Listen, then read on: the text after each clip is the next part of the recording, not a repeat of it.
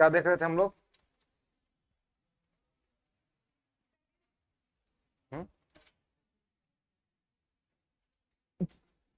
संविधान का निर्माण, है ना। इसमें क्या देखे थे लास्ट हम लोग? उद्देश्य प्रस्ताव, है ना, ऑब्जेक्टिव रिजोल्यूशन। लोगों ने देखा था उद्देश्य प्रस्ताव के संबंध में।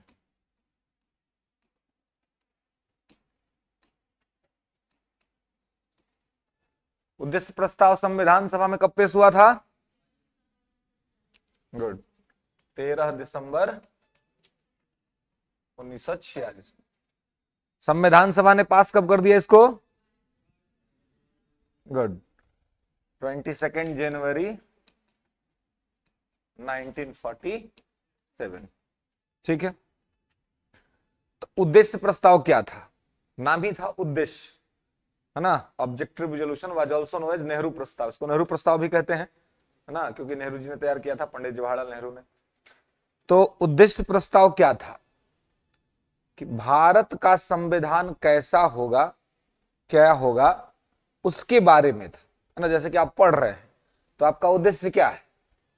आपका उद्देश्य है ना अपने लक्ष्य को प्राप्त करना, शिक्षक बनना। ठीक है। तो संविधान सभा काम कर रही, तो संविधान सभा का उद्देश्य क्या था? संविधान बनाना। तो संविधान बनाना, संविधान कैसा होगा, संविधान किस प्रकार का होगा, संविधान में क्या चीजें होंगी, संविधान में क्या चीजें नहीं होंगी, वो सभी चीजों का एक ड्राफ्ट था। उसी को कहते हैं उद्देश्य प्रस्ताव। और यही उद्देश्य प्रस्ताव आगे चल के भारत के संविधान का प्रस्तावना बना। आप प्रस्तावना देखे होंगे, पढ़े भी होंगे, एनसीईआरटी के बुक्स के फर्स्ट पेज पे लिखा रहता है प्रस्तावना, है ना। तो वही जो प्रस्तावना है वही नेहरू जी ने तैयार किया था। ठीक है। वही उद्देश्य प्रस्ताव जाकर के क्या बन गया? प्रस्तावना बन गया। ठीक है। तो उद्देश्य प्रस्ताव 13 दिसंबर 1946 को संविधान सभा में पेश किया गया था। 22 जनवरी 1947 को संविधान सभा से पास हो गया। हमने आपको कहा था कि संविधान सभा एक साथ दो काम कर रही थी। कौन कौन सा? हाँ, एक तरफ कानून बना रही थी और एक तरफ संविधान बना रही थी। तो जब संविधान बनाती थी तो अध्यक्षता कौन करता था? राजेंद्र प्रसाद। और जब कानून बनाता था तब जीवी मावलंकर। ठीक है, जीवी मावलंकर करते थे। तो संविधान सभा एक साथ दोनों ही काम कर रही थी, संविधान भी बना रही थी और कानून बनाने का काम भी कर रही थी। और साथ ही भारत के भविष्य का कोई जो निर्णय होता था वो निर्णय भी संविधान सभा ही लेती थी, क्योंकि संविधान सभा के अलावे उस समय कोई भी इलेक्टेड बॉडी नहीं था, कोई भी निर्वाचित संस्था नहीं थी। इसलिए संविधान सभा इन सभी कार्यों को कर रही थी। ठीक है। अब देखिए कि इसी बीच क्या हुआ कि अब ये 22/1947, अब 47 में ही देश आजाद हुआ था, अगस्त में। तो जब देश आजाद होना था तो अब ये तय हुआ कि भाई जब देश आजाद होगा तो भाई भारत के झंडा होना चाहिए ना, झंडा तो होना चाहिए।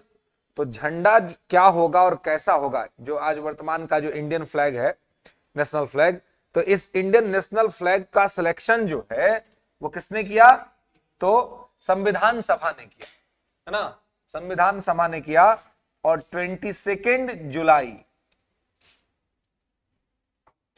1947 लिख लेंगे कि 22 जुलाई 1947 को संविधान सभा ने 22 जुलाई 1947 को संविधान सभा ने राष्ट्रीय झंडा का स्वरूप स्वीकार किया। राष्ट्रीय झंडा का स्वरूप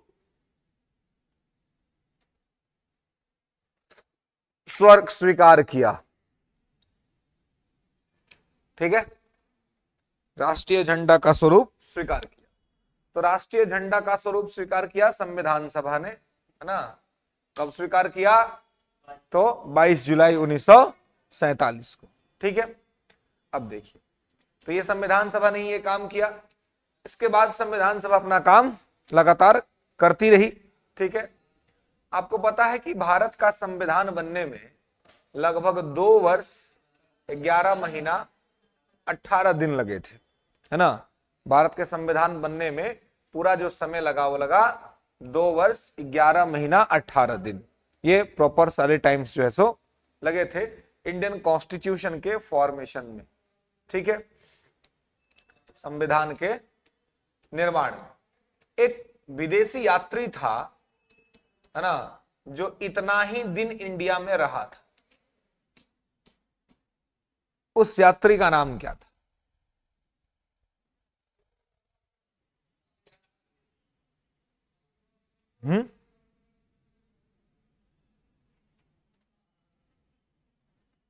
जहांगीर के दरबार में आया था मैकेंजी, और एक और आया था कोई, sir Thomas Roe. Sir Thomas Roe जो था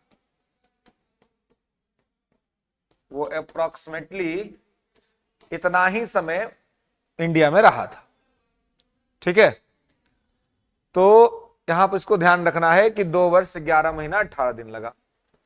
भारत के संविधान निर्माण की प्रक्रिया के अंतर्गत आप देखिएगा कि संविधान निर्माण प्रक्रिया में क्या होता था, तो यहां पर एक कमिटी थी जो सबसे ज्यादा इंपॉर्टेंट रोल प्ले की थी, है ना, उसका नाम था प्रारूप समिति।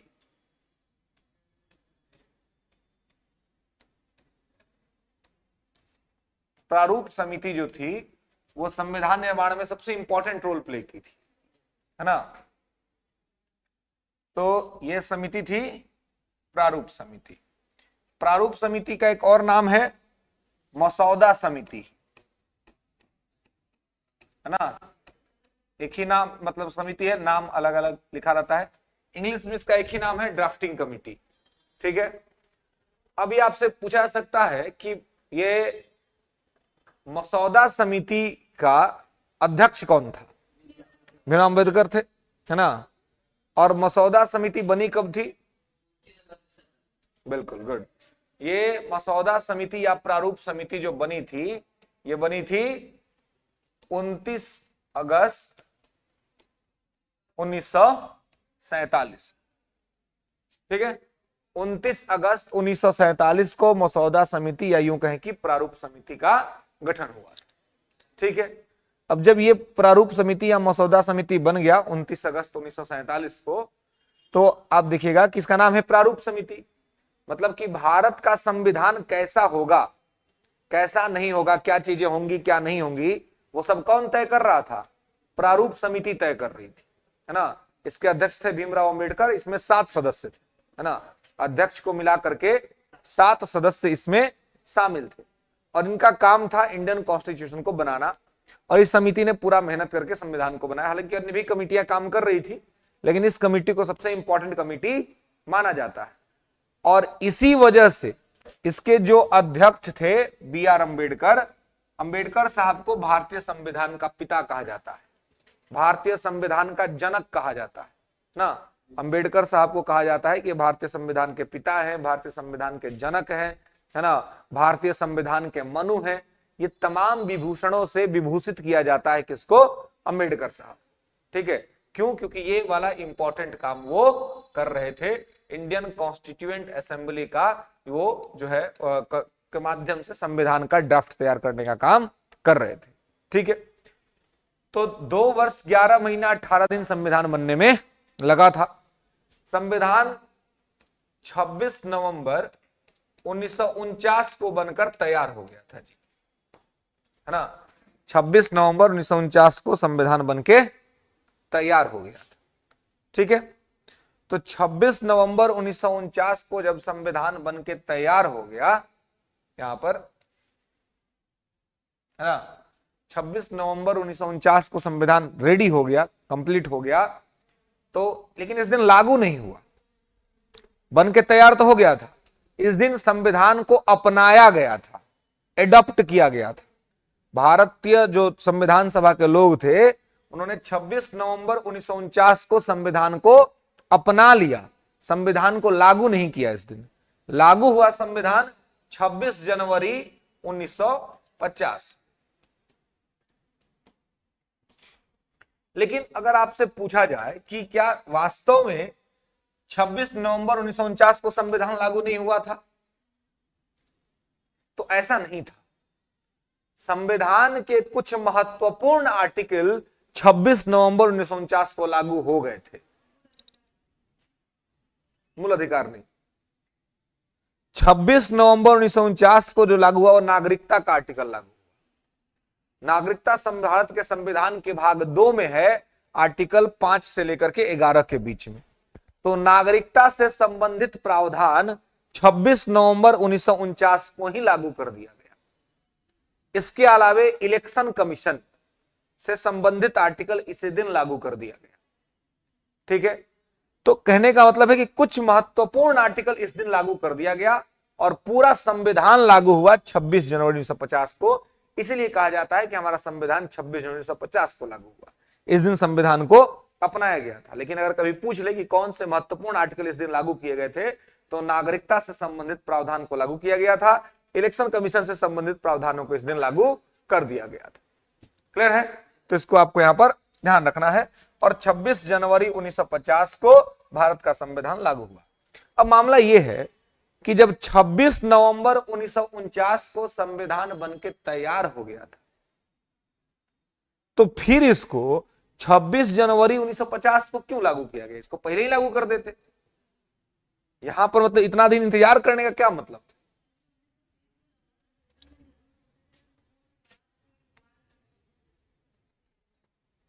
इसी दिन, इसीलिए। और कोई?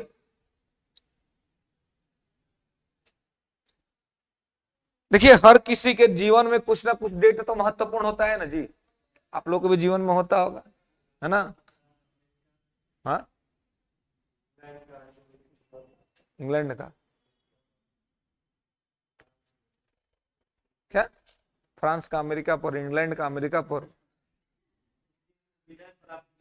कौन?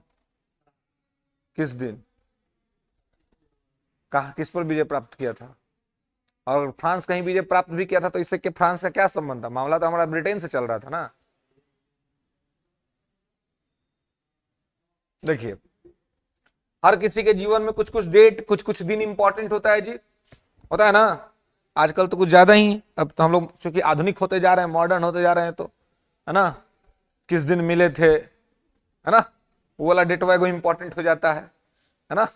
मिले थे, फिर अगर चलिए बात बहुत आगे बढ़ गई, कहीं शादी वादी हो गया तो वो डेट और ज्यादा इंपॉर्टेंट हो जाता है कि नहीं?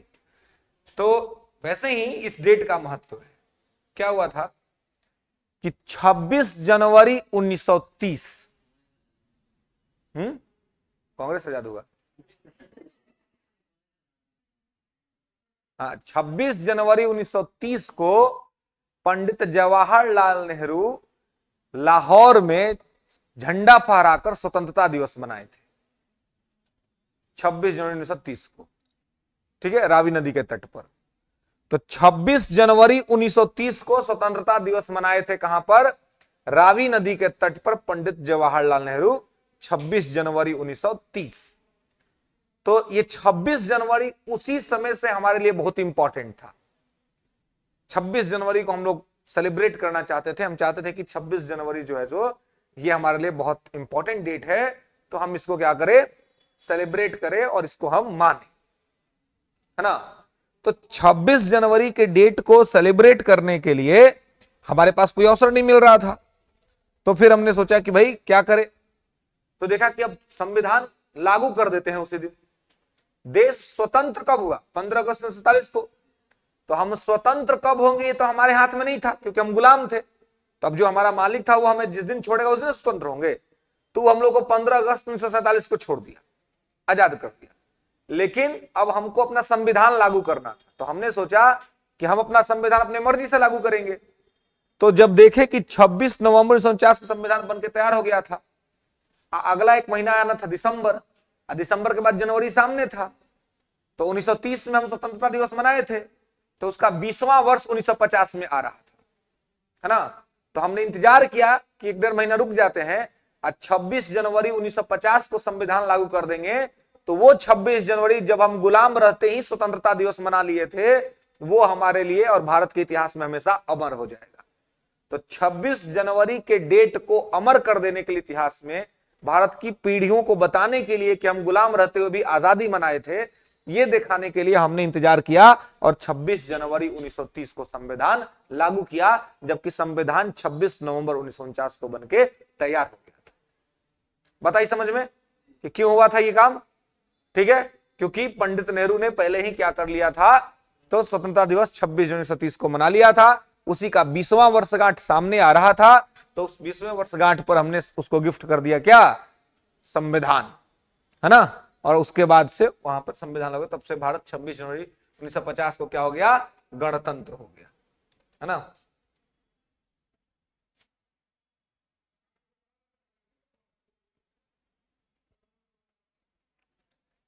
तो इस दिन भारत क्या हो गया? गणतंत्र हो गया, क्योंकि हमने अपना राष्ट्रपति भी चुन लिया था, राजेंद्र प्रसाद को। राजेंद्र प्रसाद हमारे राष्ट्रपति होंगे, तो हमने वो भी चुन लिया था। तो इसलिए यहां पे इसको आपको ध्यान रखना है, याद रखना है।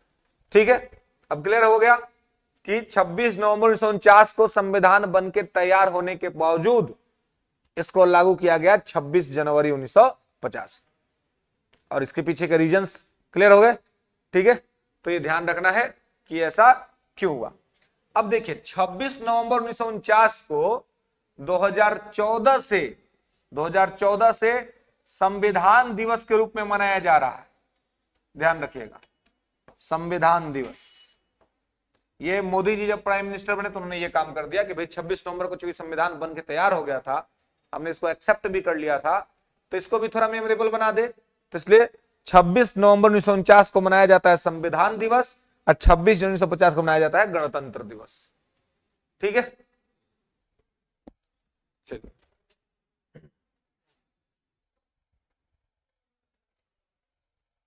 आगे बढ़े।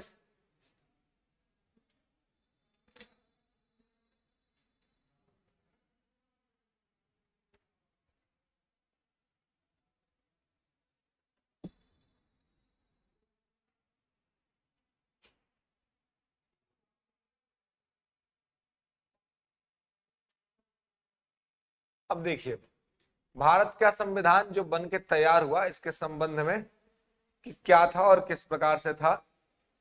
तो इसी संविधान सभा ने 24 जनवरी 1950 को राष्ट्रगीत और राष्ट्रगान को अपनाया था, है ना। नोट लिख लेंगे कि संविधान सभा ने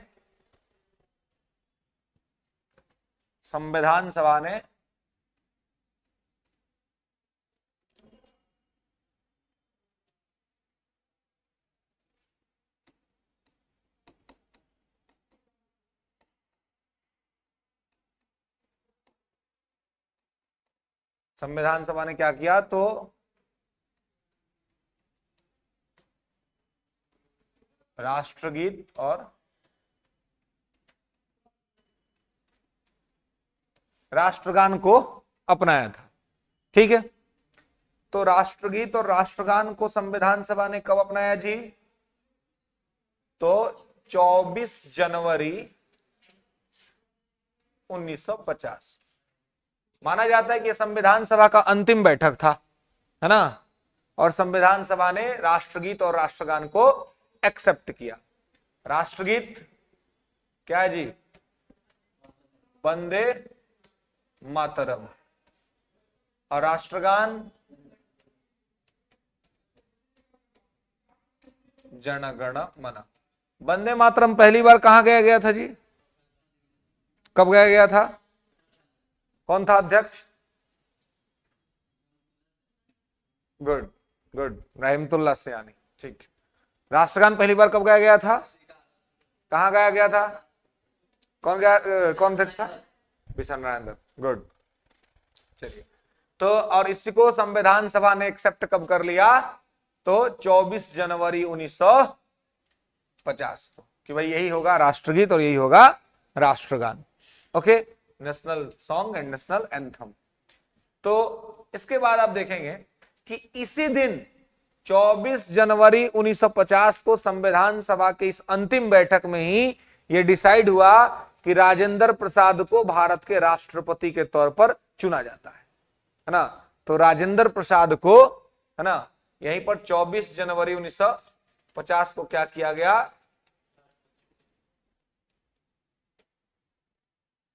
राष्ट्रपति चुना गया।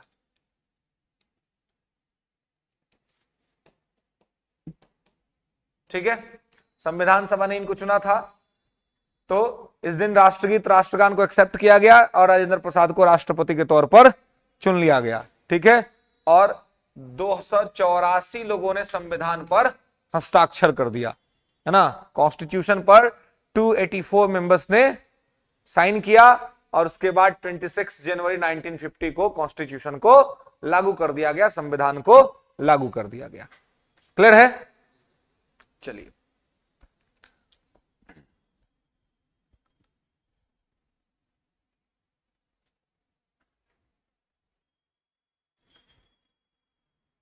अब देखिए, तो जब संविधान को यहां पर लागू कर दिया गया, है ना, 284 मेंबर्स जो थे वो इसमें पार्टिसिपेट किए और उन्होंने इसको ये कर दिया। अब जब संविधान लागू हो गया तो देखिए कि संविधान क्या था और किस प्रकार से था। तो जो भारत के संविधान का जो मूल संविधान है जो समय बन के तैयार हुआ था, उसमें 395 अनुच्छेद थे। ठीक है, अनुच्छेद की संख्या 395, है ना, 395 अनुच्छेद थे।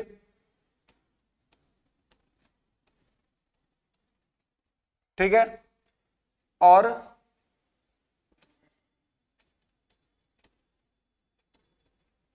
अनुसूची जो थी वो 8 थी और भाग जो थे वो 22 थे।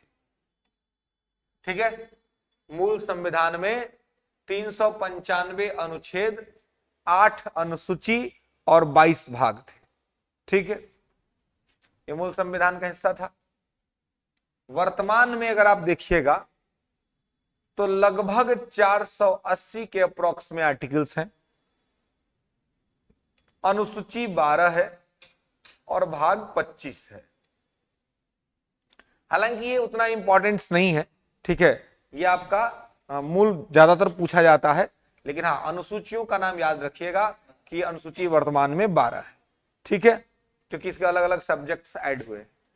तो ये स्थिति है। साथ ही अभी तक के भारत के संविधान में कितना संशोधन हो चुका है जी?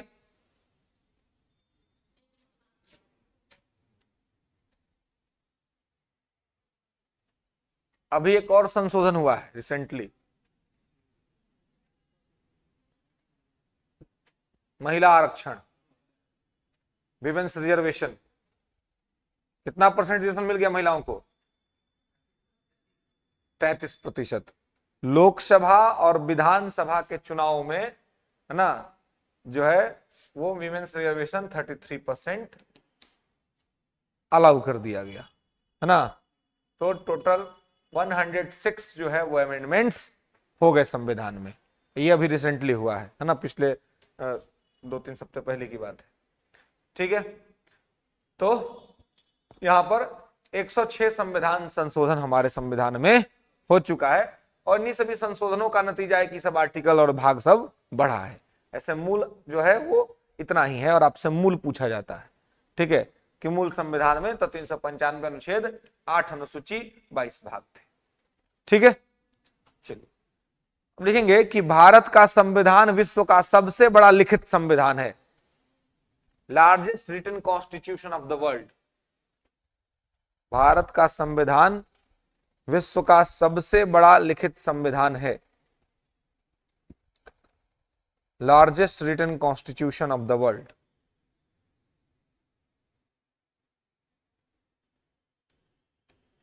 भारत का संविधान विश्व का सबसे बड़ा लिखित संविधान है।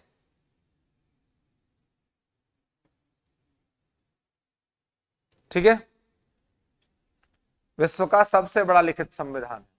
तो सबसे बड़ा लिखित संविधान है क्योंकि यहां पर एकीकृत संविधान है। हमारा देश और राज्यों के लिए एक ही संविधान है, इसलिए विश्व का सबसे बड़ा लिखित संविधान अगर कोई है तो वो भारत का संविधान है। और सबसे क्या अनुच्छेद क्या होता है कि वो प्रॉपर एक आर्टिकल के अंदर में हर चीज को इंफॉर्म किया जाता है। जैसे कि आर्टिकल 1, आर्टिकल 2, एक देखेंगे तो उसमें लिखा हुआ है भारत अथवा इंडिया राज्यों का संघ है। 2 देखेंगे तो उसमें लिखा हुआ है कि नए राज्यों का प्रवेश एवं गठन। 3 देखेंगे तो उसमें कहा गया है कि भाई उनका नाम, क्षेत्र, सीमा में परिवर्तन। 4 कहता है कि भाई उसमें 2 और 3 के तहत किया गया कोई भी बदलाव संविधान संशोधन नहीं माना जाएगा। तो अनुच्छेद जो होता है वो बेसिकली हर विषय को, जो भी विषय है उस विषय को 1 to 1 क्लियर करने का काम करता है आर्टिकल वाइज। अनुसूची जो है वो ठीक उसी प्रकार से काम करता है जैसे कि आप कोई बुक उठाए, है ना, तो बुक के अंदर में आप देखते हैं कि बुक पर पहले होता है विषय सूची, है ना। तो विषय सूची में आप देखते हैं कि आपका पाठ्य 1, तो पाठ्य 1 का ये विषय है ना। तो उस विषय को यहां देख लिया और फिर जब वहां जाएंगे तो उस पाठ्य 1 में गए तो पूरा विषय का विस्तार दिया हुआ है ना। तो ठीक उसी प्रकार से अनुसूची हो या भाग हो, ये किसका काम करते हैं, तो ये विषय सूची का काम करते हैं। ये दर्शाते हैं कि इस भाग में यहाँ पर ये लिखा हुआ है, अनुसूची ये दर्शाता है कि उससे संबंधित बातें ये हैं, और अनुच्छेद उन्हीं चीजों को 1 to 1 क्लियर करने का काम करता है ना। आर्टिकल्स के अंदर में जाकर के उसका लाइन बाय लाइन व्याख्या करता है। राष्ट्रपति तो संविधान के भाग 5 में है, ठीक है, लेकिन राष्ट्रपति का शपथ, है ना, जो भी संवैधानिक पद पे बैठे हुए लोग हैं उनका शपथ कितने में है, शपथ किस अनुसूची में है जी, है कितने, 3 में, बिल्कुल 3 में है ना। पहला अनुसूची में राज्यों का नाम है ना, दूसरा अनुसूची में वो भाग है दूसरा, है ना, दूसरा में वेतन है और तीसरा में शपथ है ना। वेतन पसंद आएगा तो ना शपथ लेंगे, हमको कोई नौकरी ऑफर कर रहा है तो पूछेंगे ना भी सैलरी कितना दोगे, सैलरी पसंद आएगा तो ना ज्वाइन करेंगे। तो दूसरा अनुसूची में वेतन भत्ता है, तीसरा में शपथ है। तो वैसे इन लोग यहाँ पर जो अनुसूचियां हैं या जो भाग है वो विषयों से संबंधित है और उन विषयों का व्याख्या जो है वो आर्टिकल्स में होता है, ठीक है, समझ आया बात। तो यहां पर जो है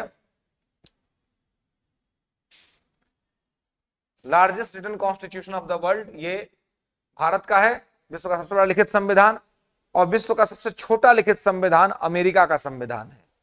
लेंगे विश्व का सबसे छोटा लिखित संविधान, विश्व का सबसे छोटा लिखित संविधान अमेरिका का संविधान है, ठीक है। विश्व का सबसे छोटा लिखित संविधान किसका है, अमेरिका का है। अब विश्व का दूसरा सबसे बड़ा लिखित संविधान, विश्व का दूसरा सबसे बड़ा लिखित संविधान, पहला तो भारत का है ही, लेकिन विश्व का दूसरा सबसे बड़ा लिखित संविधान किस देश का संविधान है,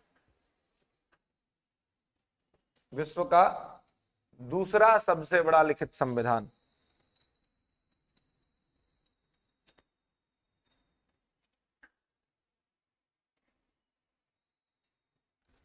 विश्व का दूसरा सबसे बड़ा लिखित संविधान किस देश का संविधान है, दक्षिण अफ्रीका।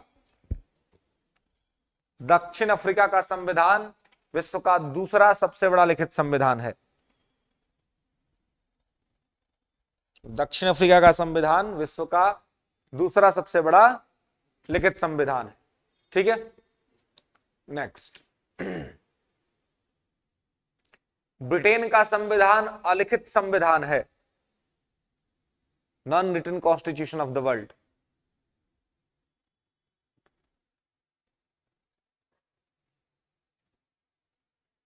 ब्रिटेन का संविधान अलिखित संविधान है, कुछ लिखा हुआ नहीं है, वो परंपराओं पर चलता है, परंपराओं के माध्यम से चलता है,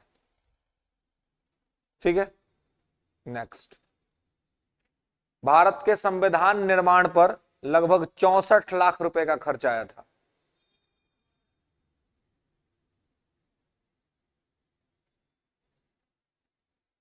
भारत के संविधान निर्माण पर लगभग 64 लाख रुपए का खर्च आया था।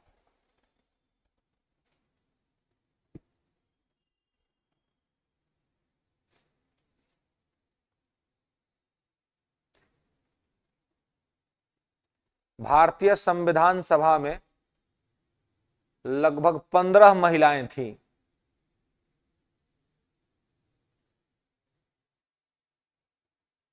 भारतीय संविधान सभा में लगभग 15 महिलाएं थीं।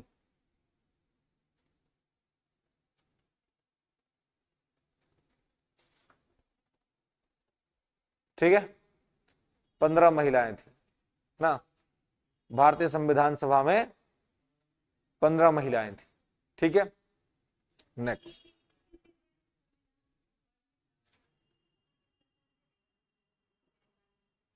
क्या क्या, फिर से बोलिए।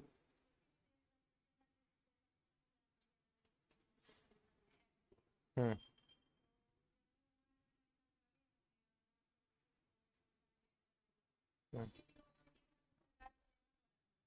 अथॉरिटी लेने का क्या जरूरत है?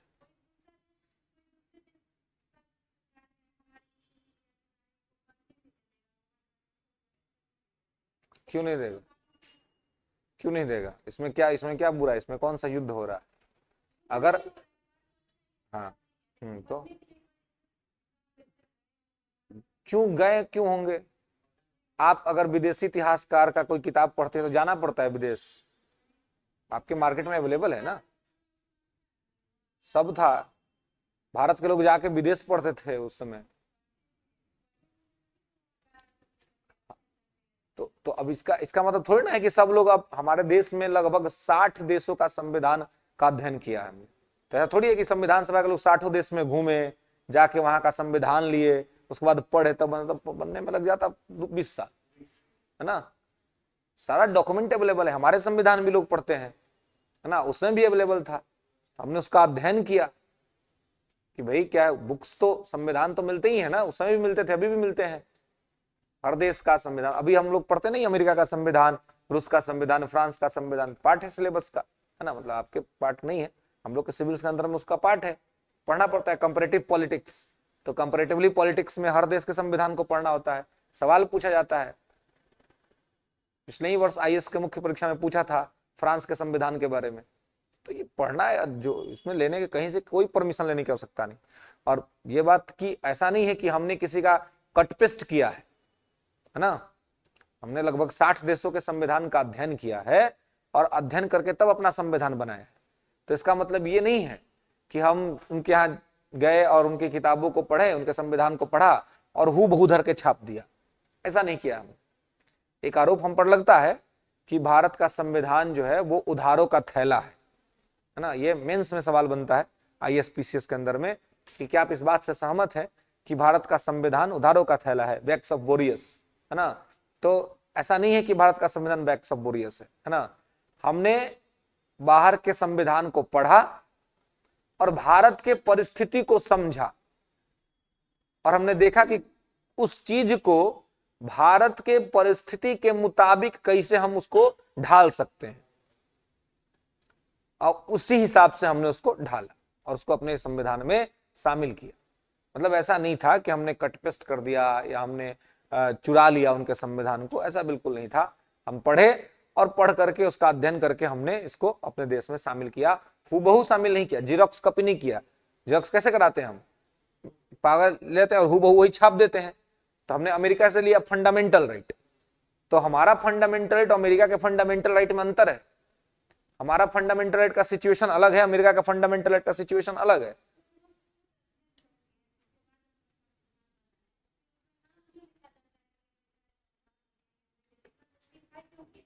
कहां लिखा गया संविधान में, कहीं लिखा हुआ है ऐसा?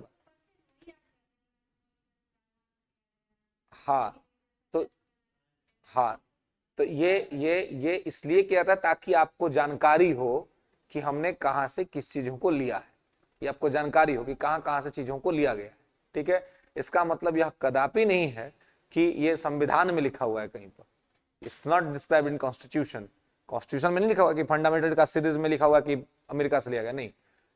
बाद में ये देखा गया कि भाई हमारा जो संविधान है वो बहुत सारे स्रोतों से विहित है ना। तो स्रोतों से विहित है तो कौन कौन सा स्रोत हमने कहां कहां से लिया है ना, उसको एक इंफॉर्मेटिव टाइप में बताया जाता है। इसका मतलब भी नहीं है कि हम उसको कट पेस्ट किए या हम उसको जीरोक्स किए, है ना। हमारे जो संविधान निर्माता थे वो सारे लोग जो है ना, वो सारे लोग जो है वो क्या है, तो सारे लोग इतने योग्य थे कि उन्होंने अपनी योग्यता के आधार पर जो है चीजों को किया। अब देखिए, जैसे कि आप लोग सुनते होंगे, एक होता है परीक्षार्थी, है ना, और एक होता है विद्यार्थी, एक होता है चिटार्थी, पता ना, परीक्षार्थी परीक्षा का तैयारी करता है अपना, है ना, अपना पढ़ता है, मेहनत करता है। विद्यार्थी, इसका संधि विच्छेद अगर आप देखेंगे तो विद्या जो अर्थी होता है ना, यानी कि जो विद्या को अर्थी के समान ढोता हो वही क्या है, विद्यार्थी, है ना, जो अपने ज्ञान को, अपने कौशल को अपने पास रख कर आगे बढ़ता हो, है ना, तो उसको क्या कहते हैं, उसको कहते हैं विद्यार्थी। ठीक है। और चिटार्थी, जो चीट को अर्थी के समान ढोता हो वो क्या है, चिटार्थी है। एग्जाम देने जाते होंगे आप लोग तो देखते होंगे कहीं, है ना, बोर्ड वोर्ड में ज्यादा ये सब देखने को मिलता है कि शुद्ध चिटार्थी सब मिलता है, शुद्ध चिटार्थी। थोड़ा सा अगर आपको मालूम हो गया कि हमारा अगला वाला या हमारा बगल वाला बढ़िया है, मतलब ठीक ठाक लिख रहा है, वो सारा उसी का हूबहू कॉपी कर देगा जो वो लिख रहा है। बहुत बार तो उसका वाला नमो लिख देता है अपने में, है ना, वो अपना पिताजी का नाम लिखा, वो पिताजी का नाम लिख दिला, अपना पिताजी का नाम, उसको कहते हैं शुद्ध चिटार्थी, जो जेरक्स कर दे। तो भारत के संविधान निर्माता चिटार्थी नहीं थे, विद्यार्थी थे। अब विद्यार्थी कैसा होता है, तो विद्यार्थी क्या कुछ जनरेट करता है खुद से थोड़ी ना, विद्यार्थी पुस्तकों का अध्ययन करता है और अध्ययन करके जाता है एग्जाम देने, और उसी अपने अध्ययन के बल पे अपना आंसर लिखता है। तो हमारे संविधान निर्माताओं ने इसी प्रकार से सारे संविधान का अध्ययन किया, अध्ययन करके उसको साइड में रख दिया, और उसके बाद अब अपने हिसाब से, अपने भारत के परिस्थिति के हिसाब से उसको लिखा। इसलिए हमारा संविधान ना तो बैक्स ऑफ वॉरियर्स है, ना उधारों का थैला है, और इस प्रकार किसी कोई भी लगता है तो हम उसको सिरे से खारिज करते हैं। रहा बात ये बताने का कि हम यहां से ये लिए हैं, हम वहां से वो लिए हैं, ये इसलिए बताया जाता है क्योंकि हमारे संविधान से पहले ये उन देशों के संविधान में था, तो हमने वहां से उसको उठाया है। ठीक है, वो भी कट पेस्ट नहीं किया है, उसको पढ़ा है और भारत के मुताबिक उसको शामिल किया है, और कुछ भी नहीं। क्लियर है, तो यहां पे इसको ध्यान रखना है। ठीक है, तो हमारा जो कॉन्स्टिट्यूशन है, ये कॉन्स्टिट्यूशन कब लागू हुआ, तो ये कॉन्स्टिट्यूशन 26 जनवरी 1950 को लागू हुआ और विश्व का सबसे बड़ा लिखित संविधान बन गया हमारा देश का संविधान। और ब्रिटेन का संविधान जो था, ये ब्रिटेन का संविधान क्या था, तो ब्रिटेन के संविधान को आप देखिएगा तो ये अलिखित संविधान है। ठीक है, अलिखित संविधान। अब आप देखेंगे कि हमारे संविधान सभा में 15 महिलाएं भी थी। ठीक है, और तमाम तरह से संविधान सभा का सारा काम जो है सो हुआ था। लेकिन अब इसमें तमाम जो है वो समितियां भी थी, है ना, संविधान सभा के अंदर में तमाम क्या थी, समितियां थी, है ना, कमिटीज। ठीक है, तो अलग अलग समिति के अलग अलग लोग अध्यक्ष थे, है ना, और अध्यक्षकर्ता करके और उन्होंने वो रिपोर्ट देते थे और फिर संविधान बनके तैयार होता था। तो एक शॉर्ट हेडिंग बना लेंगे सभी लोग, संविधान सभा की प्रमुख समितियां। संविधान सभा की प्रमुख समितियां,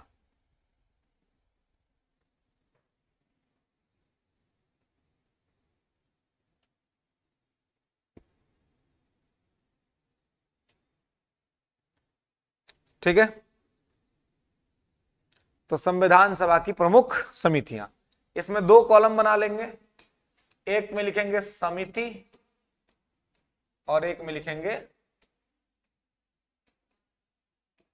अध्यक्ष। ठीक है, क्लियर है। चलिए, तो संविधान सभा की समिति और अध्यक्ष, इसमें एक आपको ये है फॉर्मूला है जो आपको ध्यान रखना है कि अगर संविधान सभा की समितियों से कोई अगर आपको प्रश्न पूछा गया और उस समिति में संघ लिखा हुआ है पहले, या यूनियन लिखा हुआ है इंग्लिश में, है ना, तो क्लियर है कि उसके अध्यक्ष जवाहरलाल नेहरू ही होंगे, है ना। तो पहले कहेंगे संघ शक्ति समिति, संघ शक्ति समिति, ठीक है, यूनियन पावर कमिटी। इसके अलावे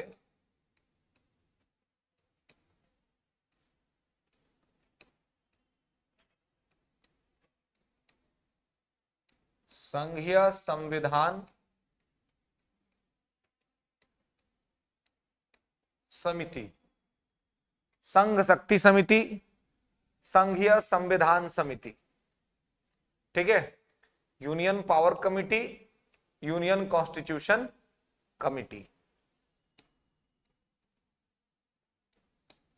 राज्यों से समझौता करने वाली समिति, राज्यों से समझौता करने वाली समिति, ठीक है। इन तीनों समितियों के अध्यक्ष हैं पंडित जवाहरलाल नेहरू, ध्यान रखिएगा। इन तीनों समितियों के अध्यक्ष कौन है? जवाहरलाल नेहरू। अभी देखिए दोनों में संघ लगा हुआ है, लेकिन अगर ये पूछ दे कि राज्यों से समझौता, तो राज्य से समझौता कौन करेगा जी? केंद्र ही करेगा ना, संघ ही करेगा। इसलिए ध्यान रखेंगे कि इन तीनों समितियों के जो अध्यक्ष हैं वो हैं जवाहरलाल नेहरू, ठीक है। चलिए, तो जवाहरलाल नेहरू, ओके, क्लियर है।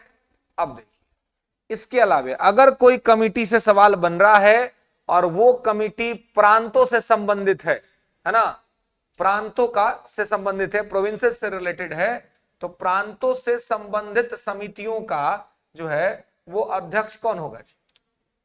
पटेल साहब हो जाएंगे, है ना। प्रांतों से संबंधित अगर समितियों का नाम आएगा तो उसके अध्यक्ष हो जाएंगे सरदार पटेल साहब, है ना।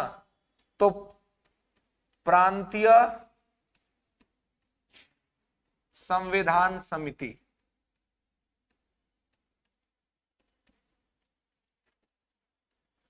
प्रांतीय संविधान समिति, ठीक है, या फिर प्रांत शक्ति समिति, प्रोविंशियल कॉन्स्टिट्यूशनल कमिटी और प्रोविंशियल पावर कमिटी, या फिर मूल अधिकार समिति,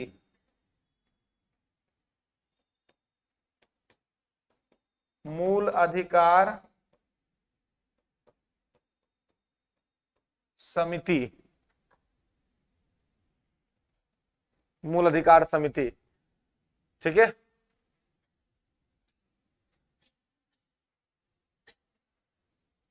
ओके, तो संघ शक्ति समिति, संघीय संविधान समिति, प्रांतीय संविधान समिति, प्रांत शक्ति समिति और मूल, ये तीनों के कौन हो जाएंगे अध्यक्ष?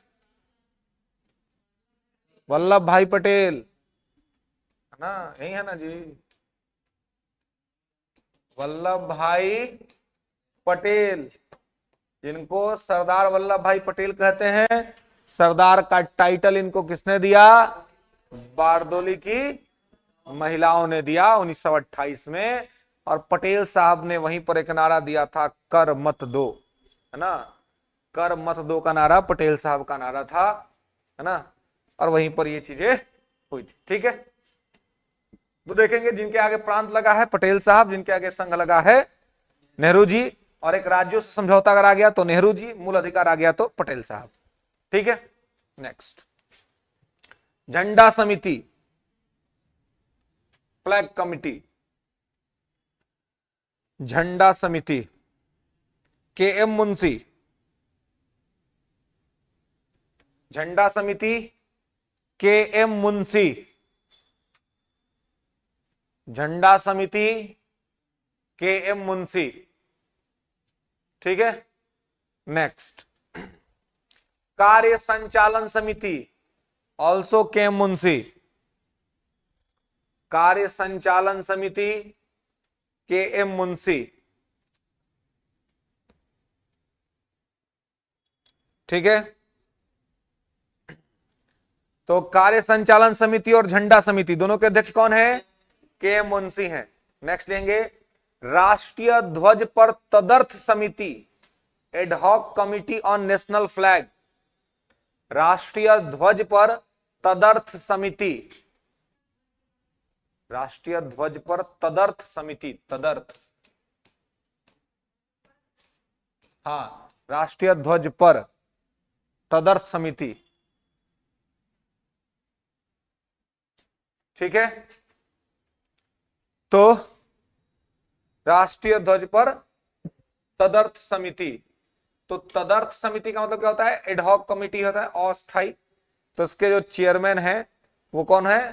तो राजेंद्र प्रसाद, राजेंद्र प्रसाद।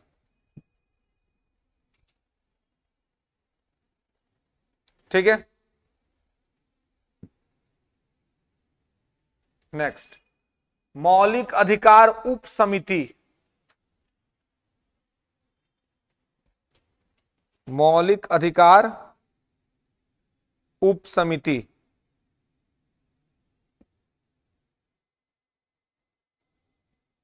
मौलिक अधिकार उप समिति, जेबी कृपलानी, जेबी कृपलानी। अल्पसंख्यकों की उप समिति, अल्पसंख्यकों की उप समिति, एच.सी. मुखर्जी।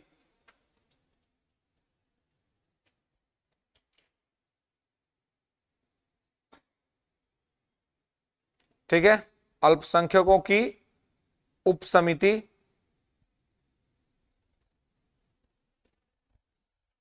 एच.सी. मुखर्जी।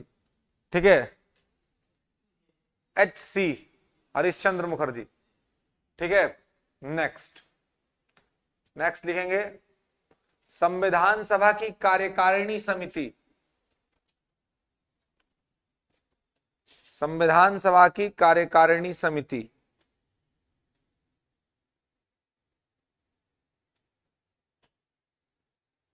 ठीक है, चलिए, तो यहां तक में इसको आपको ध्यान रखना है। प्रारूप समिति आप ऑलरेडी जानती हैं।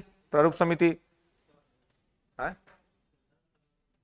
जीवी मावलंकर, जीवी मावलंकर, गणेश वासुदेव मावलंकर, जीवी मावलंकर। ठीक है, चलिए, अच्छा, झंडा समिति में क्या लिखे जी? झंडा समिति में नहीं नहीं, उसको ठीक कर लीजिएगा, है ना, के मुंशी नहीं, जेबी कृपलानी। ठीक है, झंडा समिति, हाँ, कार्य संचालन वो के मुंशी। जेबी कृपलानी, झंडा समिति,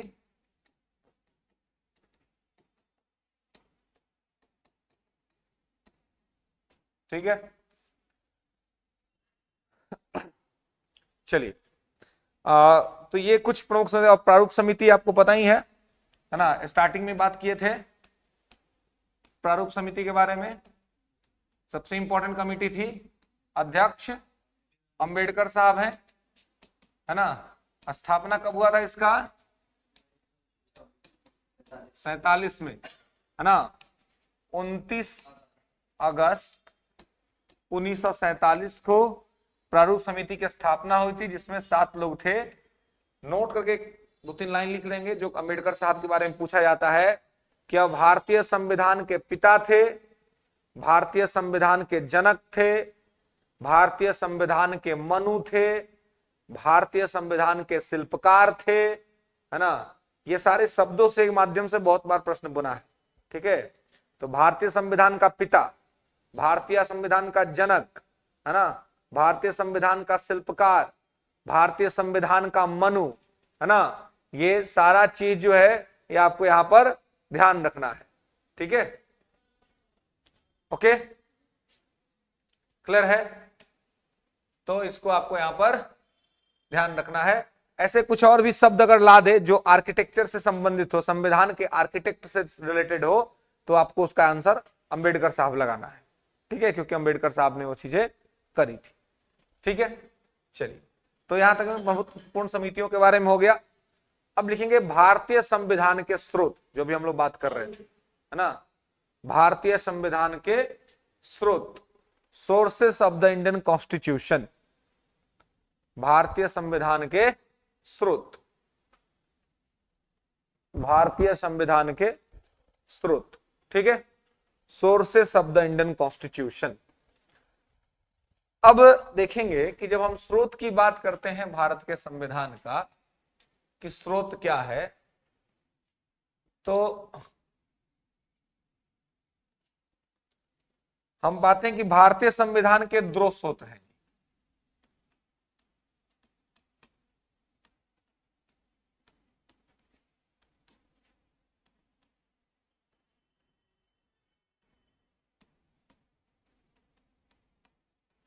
भारतीय संविधान के स्रोत, तो भारत के संविधान के दो स्रोत हैं, क्या क्या? तो एक है बाह्य स्रोत और एक है आंतरिक स्रोत, external sources and internal sources. अब आपसे पूछा यह जा सकता है कि भारत के संविधान के जो है में सबसे ज्यादा चीजें कहां से ली गई हैं, वो बाहरी स्रोत से लिया गया है या आंतरिक स्रोत से लिया गया? आंतरिक से। कहां से लिया गया है?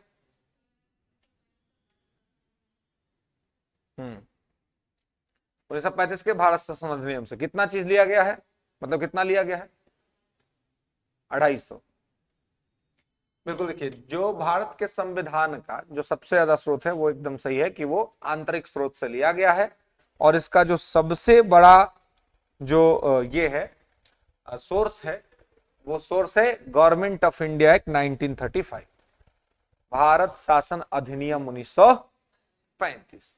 तो भारत शासन अधिनियम 1935 से लिया गया है ये चीजें, ठीक है, भारत शासन अधिनियम 1935 से। तो आप देखेंगे कि यह जो आंतरिक स्रोत है, इंटरनल सोर्स, ये क्या है? तो इंटरनल सोर्स में आप देखेंगे कि गवर्नमेंट ऑफ इंडिया के माध्यम से, गवर्नमेंट ऑफ इंडिया एक्ट के माध्यम से लगभग भारत के संविधान का 2/3 हिस्सा, approximately 2/3 part of the Indian constitution directly taken from government of India act 1935। 2/3 हिस्सा सीधे तौर पर भारत शासन अधिनियम 1935 से लिया गया है, ठीक है। इसलिए भारत के संविधान का सबसे बड़ा जो सोर्स माना जाता है वो गवर्नमेंट ऑफ इंडिया 1935 को ही माना जाता है। वहीं से हमने सबसे ज्यादा चीजें जो थी वो संविधान के अंदर में लिया था, ठीक है। लेकिन हमने से जो सवाल पूछा जाता है वो बाह्य स्रोतों से पूछा जाता है जनरली, है ना, कि भाई अमेरिका से, ब्रिटेन से, आयरलैंड से, अफ्रीका से, कनाडा से, ब्रिटेन से, जर्मनी से, जापान से, साउथ अफ्रीका से हमने क्या लिया, नहीं लिया, ठीक है। तो बाह्य स्रोत में माना जाता है कि भारत लगभग 60 देशों के संविधान का अध्ययन किया और उसके बाद महत्वपूर्ण चीजों को भारत के संविधान में शामिल किया गया।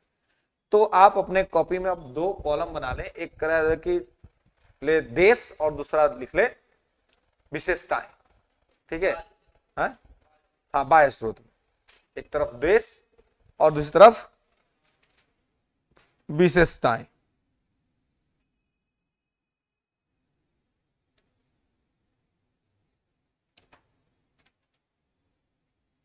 ठीक है।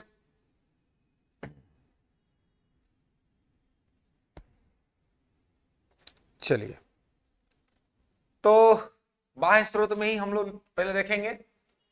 तो बाह्य स्रोत में 2 कॉलम, एक देश और एक विशेषताएं, फीचर्स। तो चलिए देश में लिखिए ब्रिटेन,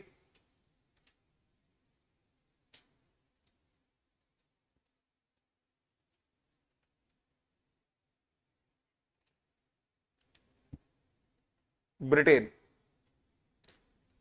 एकल नागरिकता, ब्रिटेन से हमने क्या लिया है, एकल नागरिकता लिया है, ठीक है। एकल नागरिकता, सिंगल सिटीजनशिप, ये एकल नागरिकता का क्या मतलब है?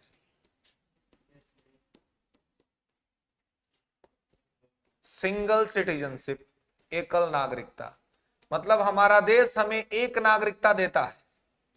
हम भारत में कहीं भी रहे, हम भारत के नागरिक हैं, और हम भारत के नागरिक रहते हुए किसी दूसरे देश की नागरिकता नहीं ले सकते हैं।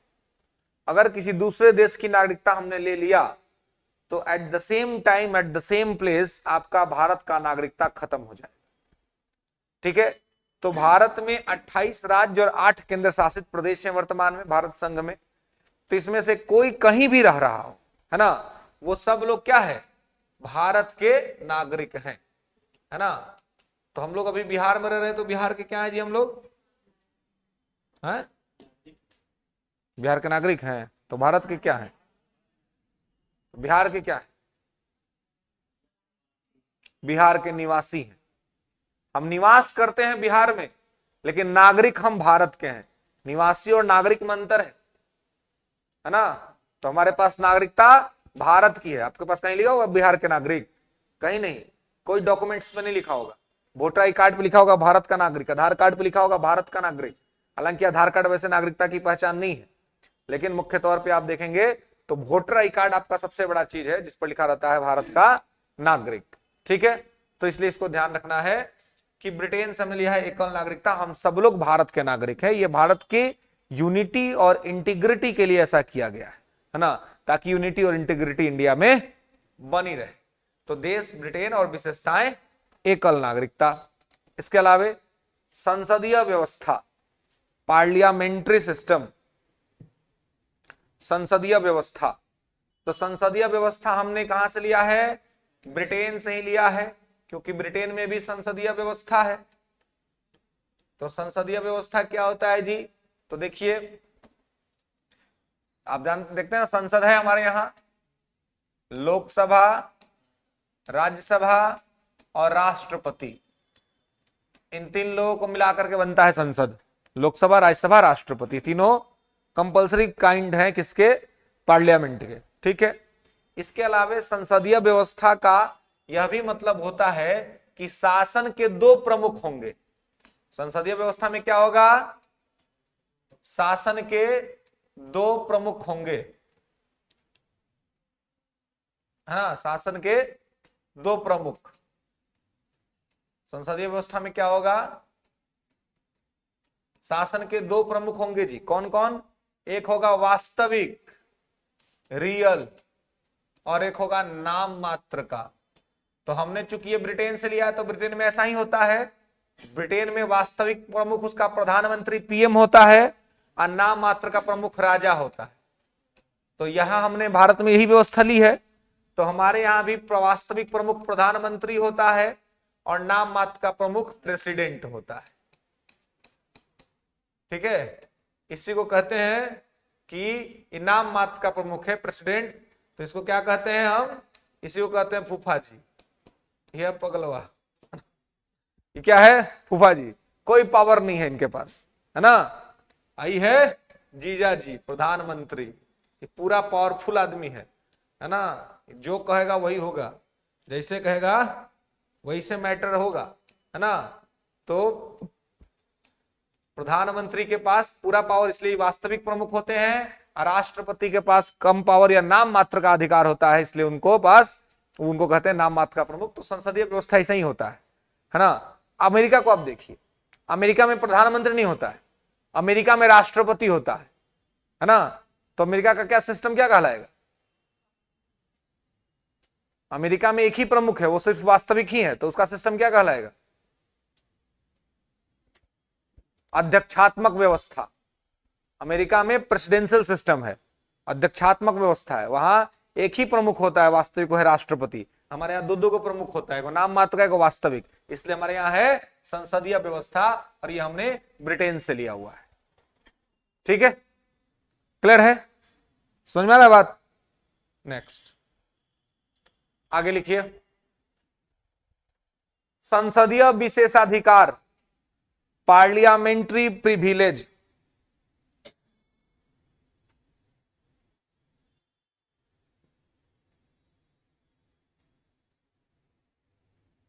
पार्लियामेंट्री प्रिविलेज, संसदीय विशेषाधिकार।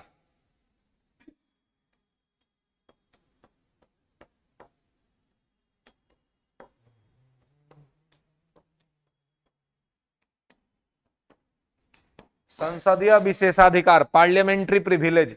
अब ये पार्लियामेंट्री प्रिविलेज क्या होता है जी? संसदीय विशेषाधिकार ये हुआ कि यह संसद, तो संसद में सांसद लोग रहता है ना जी, लोकसभा राज्यसभा, है ना। तो यहां पर लोकसभा के अंदर में, राज्यसभा के अंदर में, है ना, आप कुछ भी बोलिए, कुछ भी करिए, उसके लिए आप पर कोई कानूनी कार्रवाई नहीं होगी। कोर्ट कुछ भी पूछने, कहने, सुनने नहीं जाएगा।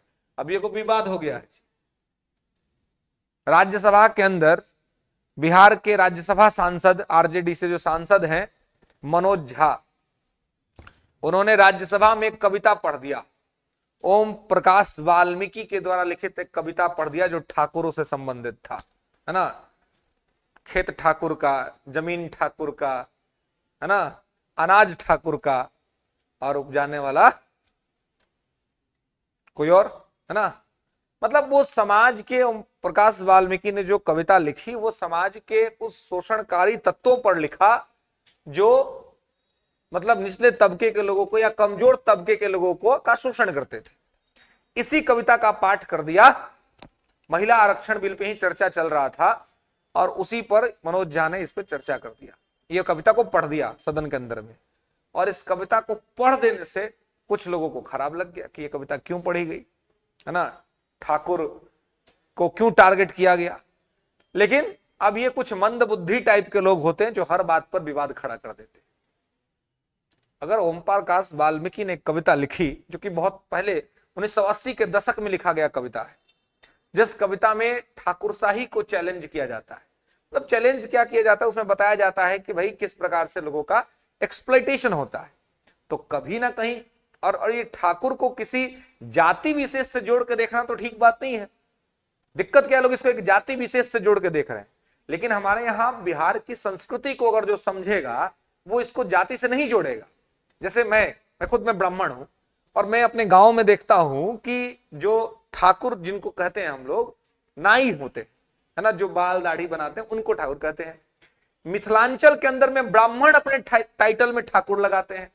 मिथिला के जो ब्राह्मण हैं वो अपने टाइटल में ठाकुर लगाते हैं। कुछ राजपूत समाज भी है जो अपने टाइटल में ठाकुर लगाता है। तो फिर ठाकुर टाइटल किसी एक का कैसे हो गया? नहीं हुआ ना। तो ऐसे में तो ये हमारी बिहार का कल्चर है, कोई व्यक्ति कोई टाइटल लगा लेता है। लेकिन कविता लिखने वाले ने एक समाज के शोषणकारी तत्वों पर प्रकाश डाला, उसी कविता को एक व्यक्ति ने पढ़ दिया सदन के अंदर में। इस पर इतनी विवाद खड़ा करने की क्या हो सकता है? इस पे कोई विवाद करने का बात है? कोई विवाद का बात। लेकिन हमारे देश में ये बन गया है कि हमें विवाद खड़ा कर देना है, हमें इसको जोड़ दे, क्योंकि इससे क्या होता है, पॉलिटिकल लाभ मिल जाता है, राजनीतिक लाभ मिल जाता है कुछ लोगों, है ना। इस चक्कर में लोग हर चीज को उठा देते हैं मुद्दा, है ना।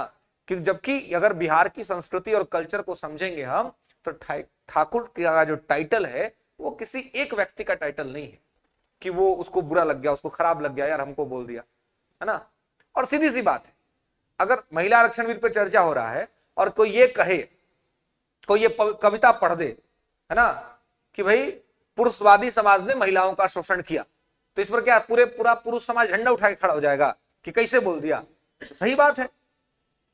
भारत के इतिहास का जो अध्ययन करेगा वो ये देखेगा, ये पाएगा कि एक सिंधु घाटी सभ्यता जो थी, इंडस वैली सिविलाइजेशन, इस इंडस वैली सिविलाइजेशन के अंतर्गत में मैट्रियोर की सोसाइटी थी और महिलाओं की स्थिति अच्छी थी।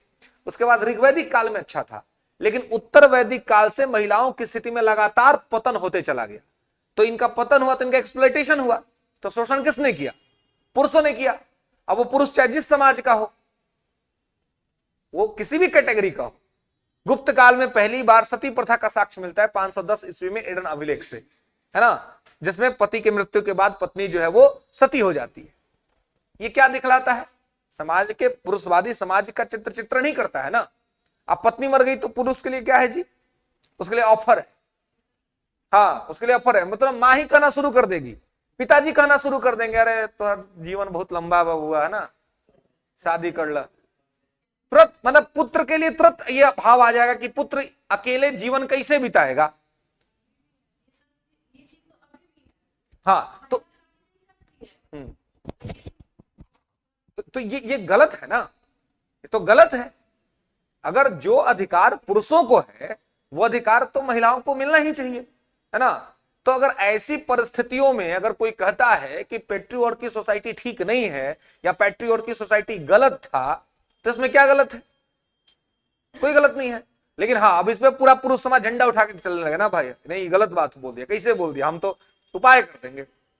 कौन, ये डेमोक्रेटिक देश है इंडिया, संसद इसीलिए बना है कि चर्चा हो मुद्दों पर, है ना। और इतना लंबे समय के बाद ये रिजर्वेशन अनाउंस किया गया, जबकि ये बहुत पहले देना चाहिए था, है ना। क्योंकि आप देखिए कि जब हमारा देश स्वतंत्र हुआ, उसके बाद जो 1951-52 में पहला बार आम चुनाव हुआ था, उस आम चुनाव में मेरे ख्याल से लगभग 24 महिला सांसद थी लोकसभा के अंदर में, और वर्तमान में लोकसभा में 78 महिला सांसद। देखिए कि आपका स्पीड कितना स्लो चल रहा है। तो एक प्रकार से आप कह रहे हैं कि आपको डेवलप नेशन बनना है, तो डेवलप नेशन बनने के लिए आपको जेंडर इक्वालिटी देना ही पड़ेगा। दोनों कमाएंगे, दोनों अर्न करेंगे, तब जाकर के परिवार में खुशहाली रहेगी। आप किसी भी परिवार में विवाद चाहे किसी भी कारण से होता हो, लेकिन उसके जड़ में जाइएगा तो आपको पता चलेगा कि इकोनॉमी का कारण है, पैसा मेन मुद्दा है। भले झगड़ा किसी बात पे हो रहा हो, लेकिन रीजन इकोनॉमी का है। तो अगर हस्बैंड वाइफ दोनों कमा रहे हैं, तो पहला बात की आर्थिक संपन्नता रहेगी घर में, और जब आर्थिक संपन्नता रहेगी तो झगड़ा कम होगा, है ना।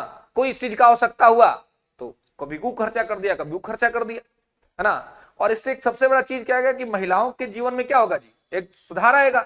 क्योंकि महिलाओं के साथ क्या होता है, देखिए मतलब किस प्रकार का हमारा सोसाइटी है।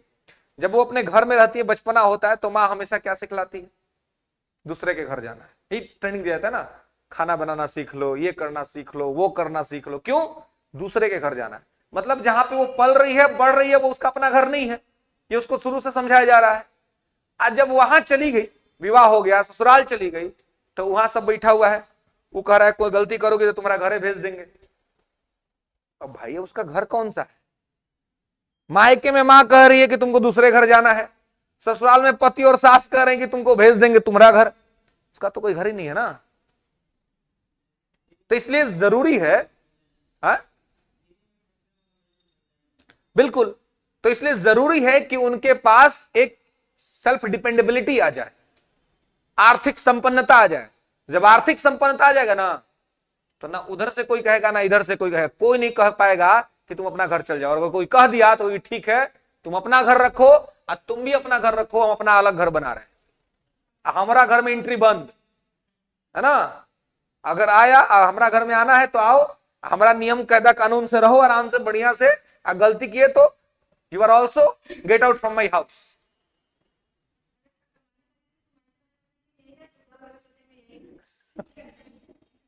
हाँ ये भी हो सकता है ना।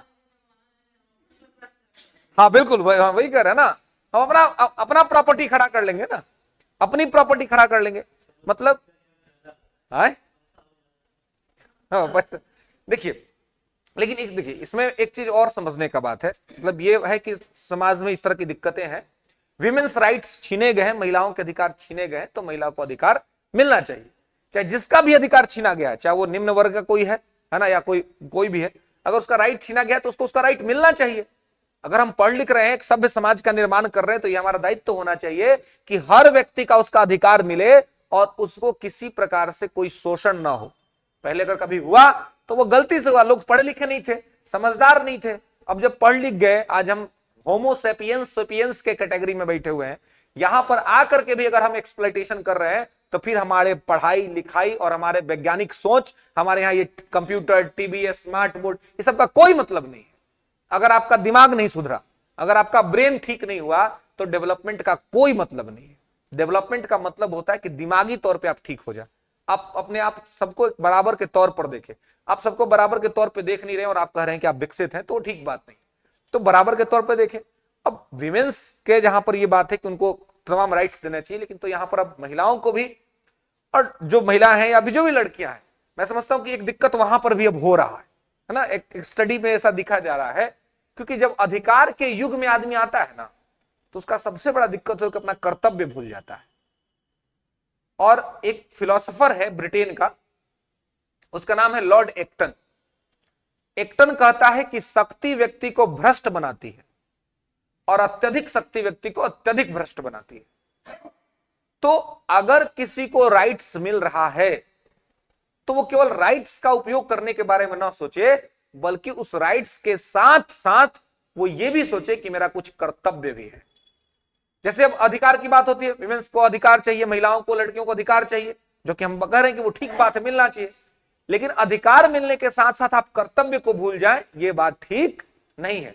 अब इसे मान लीजिए कि उनको कुछ करना है, कहीं जाना है ना, तो घर में माता है, पिता है, भाई है ना, या फिर मान लीजिए शादी हो गया तो पति है या जो भी है, वो रोकते हैं, है ना, कभी भाई रोका टोकी होती है हमारे समाज में, ये तो सही बात है।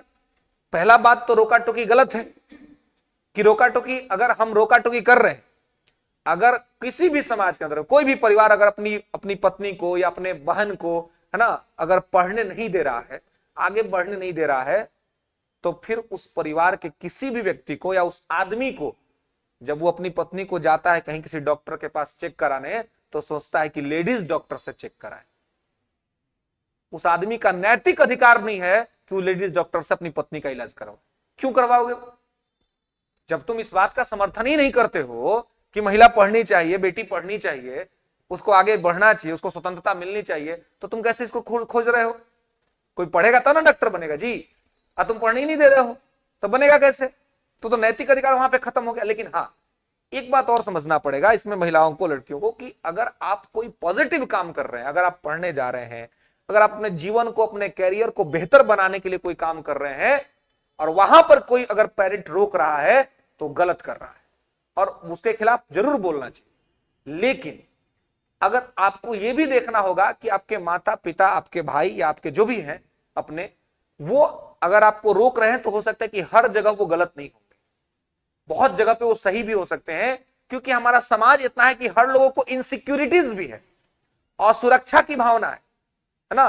गोस्वामी तुलसीदास ने लिखा एक लाइन, उस पर भी विवाद हो गया देश में, ढोल गंवार शूद्र पशुनारी ये सब ताड़न के अधिकारी। तो इस पर भी विवाद लोगों ने कर दिया कि गलत लिख दिया। जो तुलसीदास सीता को माता मानते हैं, मां का दर्जा देते हैं, जो उनको सम्मान करते हैं, वो कैसे नारियों के बारे में गलत लिख देंगे?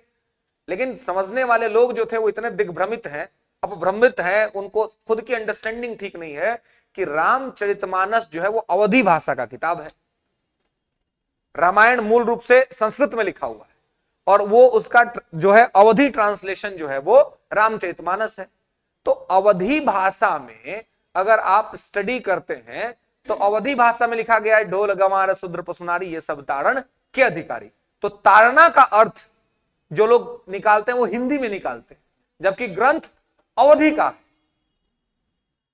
तो ताड़न का क्या मतलब है? ढोल गंवार शूद्र पशुनारी, ताड़ना का अर्थ ये जो नीच मानसिकता के लोग हैं जिनकी समझदारी ठीक नहीं, वो कहते हैं कि मारना, पीटना, कंट्रोल रखना, ये सब अर्थ निकालते हैं। ये गलत अर्थ है। सही अर्थ क्या है? संभालना, सुरक्षा प्रदान करना, प्रोटेक्ट करना। क्योंकि कोई भी चीज, और खास करके अगर नारी की बात करें तो हमारी सनातन संस्कृति के अंतर्गत जो है आप माता लक्ष्मी का स्थान दिया जाता है और हमारी संस्कृति कहती है यत्र नार्यस्ते पूज्यते तत्र रमन्ते देवता। तो नहीं, तो वो चीज कहां से मिलेगा? जब तक हमारा वो कंसेप्ट ठीक नहीं होगा तब ना मिलेगा। लेकिन इसके साथ मैं बस ये बताने की कोशिश कर रहा हूं कि केवल अधिकार अगर मिल रहा है तो अधिकारों का दुरुपयोग गलत है, दुरुपयोग नहीं होना चाहिए। खाली अधिकार दे देंगे, और सरकार का भी एक कर्तव्य बनता है कि अधिकार देके निश्चिंत ना हो जाए, अधिकार देखे कि अधिकार का सही मॉनिटरिंग हो रहा है कि नहीं। ऐसा तो नहीं कि अधिकार के आड़ में लोग शोषण करना शुरू कर दिए। होता है डोमेस्टिक वायलेंस का केस, पति ने गलती से डांट दिया, आप चल गए कोर्ट थाना जाके केस कर दिया, हमारा गलिए लोग, ये कौन बात हुआ भाई? उससे तो एक्सप्लॉयटेशन हो जाएगा ना उसका। डोमेस्टिक वायलेंस एक कानून है जो इसलिए महिलाओं को दिया गया है ताकि महिलाओं का आत्मसम्मान बना रहे, उनके साथ कोई बुरा बर्ताव, उनके साथ कुछ मारपीट कोई नहीं करे, ये मिला हो। तो ये उनका अधिकार है। लेकिन अधिकार के साथ उनका यह कर्तव्य भी बनता है कि परिवार में अगर दो लोग एक साथ रह रहे हैं तो वहां पर आपसी नोक झोंक या विवाद तो हो ही जाता है, दोस्तों के बीच हो जाता है, तो क्या उस विवाद के लिए हम कोर्ट चले जाएं? उस झगड़े के लिए हम कोर्ट चले जाएं? अधिकार मिल गया तो वहां फिर तो अधिकार तो फिर समाज को नाशक बन जाएगा। अधिकार समाज को नाश करने के लिए नहीं बना है, अधिकार समाज को सशक्त करने के लिए बना है। तो अधिकार जिसको भी मिल रहा है उस आदमी को अपने अधिकार के साथ कर्तव्य का बोध होना बहुत जरूरी है, क्योंकि कर्तव्य के बोध के बिना अगर वो आदमी अधिकार का यूज करेगा तो वो पशु के समान हो जाएगा और समाज को दिक्कत हो जाएगी इससे। और ये कहीं ना कहीं किसी न किसी स्थिति में आप देख रहे हैं, जैसे डॉरीज एक्ट बना हुआ है ना, डॉरीज एक्ट का बहुत ज्यादा मिसयूज हुआ है ना, डोमेस्टिक वायलेंस का बहुत ज्यादा मिसयूज हुआ है, जहां पर कि कुछ बातें नहीं बनी तो सीधे जाकर के क्या कर दिया, केस कर दिया डाउरीज के खिलाफ, लोग फंस गए। जबकि वो किसी को फंसाने के लिए नहीं बना था, वो इसलिए बना था कि जिसने सही में अपराध किया है उसको दंड दिया जाए।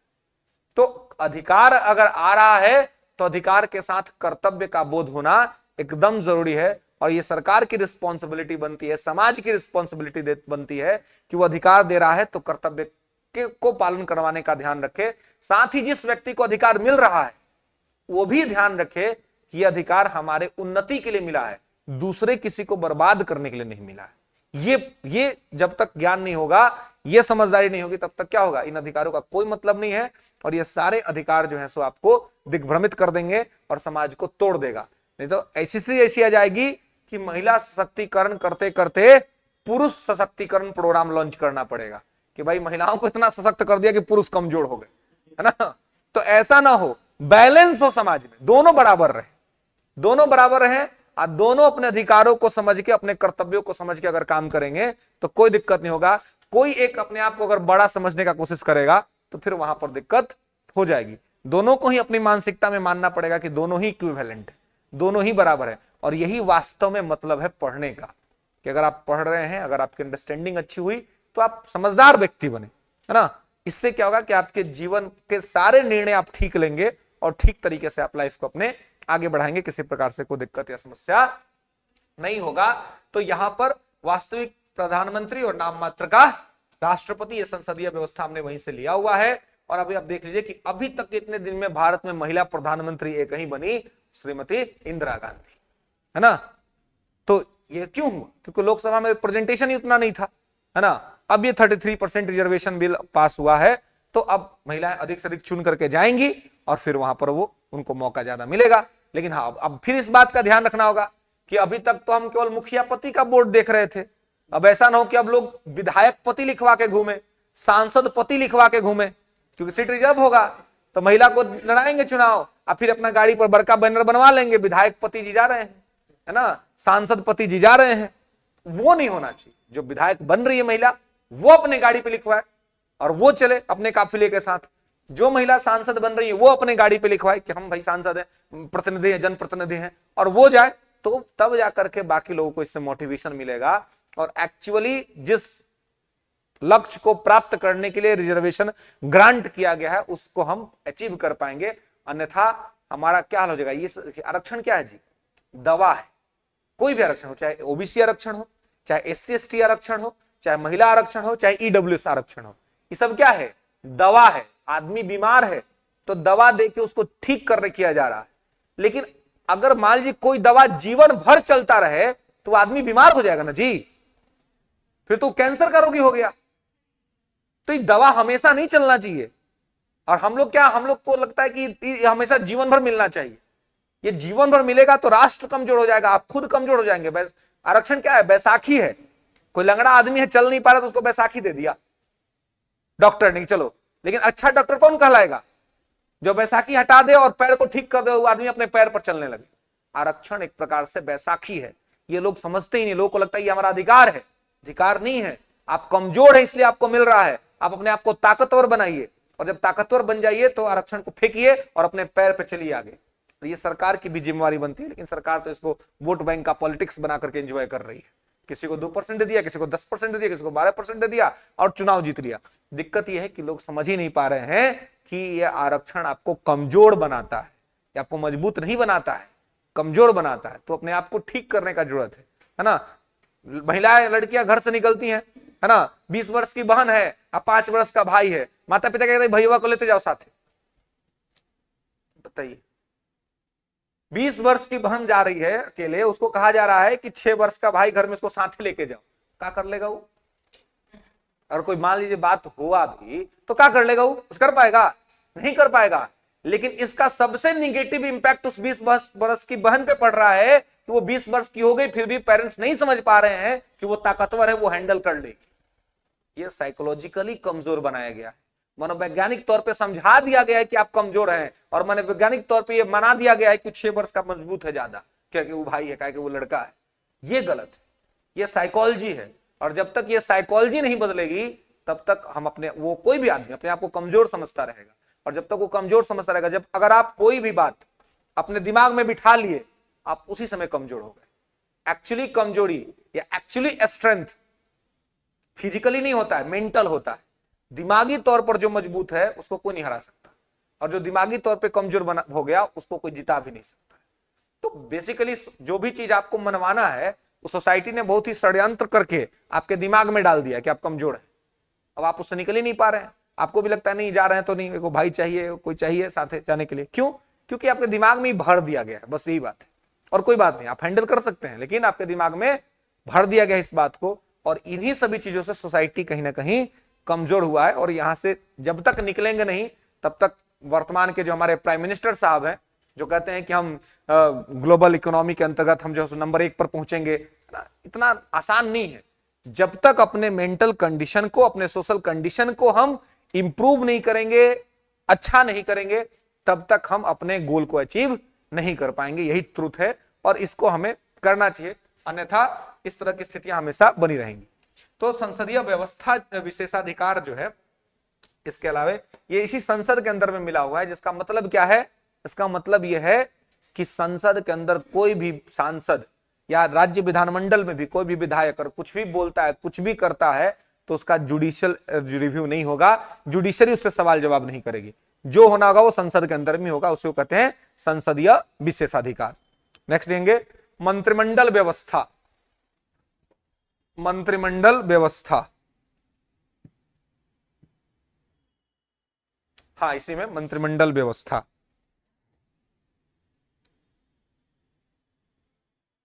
ठीक है,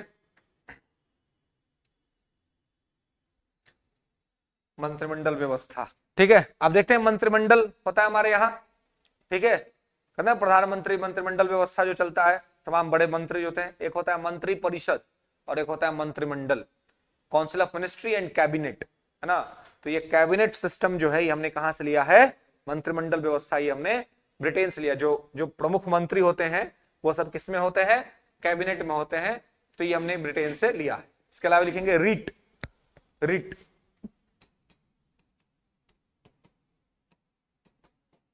रिट ठीक है, रिट। तो ये रिट जो है, इसको शुद्ध हिंदी में कहते हैं न्यायादेश, न्यायपालिका के द्वारा निकाला गया आदेश। लेकिन क्वेश्चन से पूछता है तो रिट ही लिखा रहता है, इसलिए रिट याद रखिएगा। रिट कहां से लिया गया है? ब्रिटेन से ही लिया गया है। ठीक है,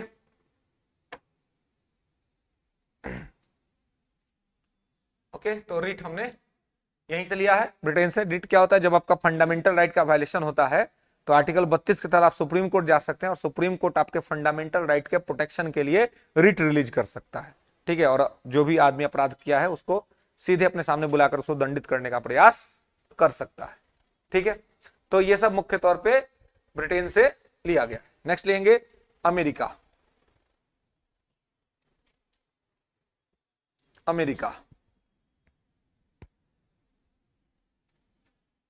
ठीक है, तो अमेरिका से क्या लिया गया है? मौलिक अधिकार। बिल्कुल लिख लेंगे फंडामेंटल ड्यूटी। हाँ, मौलिक अधिकार, सॉरी फंडामेंटल राइट। मौलिक अधिकार वर्तमान में कितने हैं? 6 हैं। क्रोनोलॉजी से, क्रम में कौन बता सकता है जी मूल अधिकार को?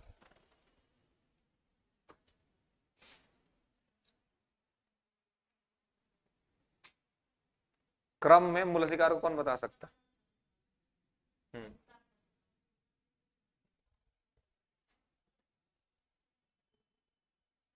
और शिक्षा और संस्कृति का अधिकार, और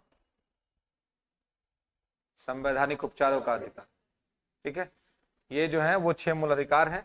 समानता का अधिकार, स्वतंत्रता का अधिकार, शोषण के विरुद्ध अधिकार, धार्मिक स्वतंत्रता का अधिकार, शिक्षा संस्कृति का अधिकार और संवैधानिक उपचारों का अधिकार। ठीक है, तो ये फंडामेंटल पहले 7 था, एक संपत्ति का अधिकार भी हुआ करता था, लेकिन अब वो हट गया है, खत्म हो गया है। तो मौलिक अधिकार हमने लिया है अमेरिका से। नेक्स्ट, राष्ट्रपति का महाभियोग, इंपीचमेंट ऑन प्रेसिडेंट। राष्ट्रपति का महाभियोग, इंपीचमेंट ऑन प्रेसिडेंट। ठीक है,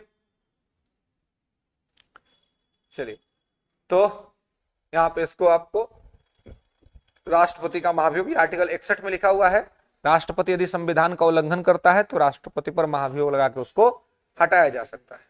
ठीक है, नेक्स्ट लिखेंगे उपराष्ट्रपति का पद। उपराष्ट्रपति का पद, पोस्ट ऑफ वाइस प्रेसिडेंट। उपराष्ट्रपति का पद। ठीक है, नेक्स्ट, सुप्रीम कोर्ट और हाई कोर्ट के न्यायाधीशों को हटाना। सुप्रीम कोर्ट और हाई कोर्ट के न्यायाधीशों को हटाना।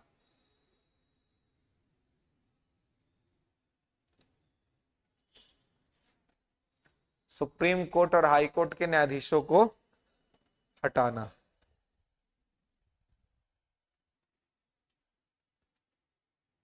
ठीक है, न्यायपालिका की स्वतंत्रता।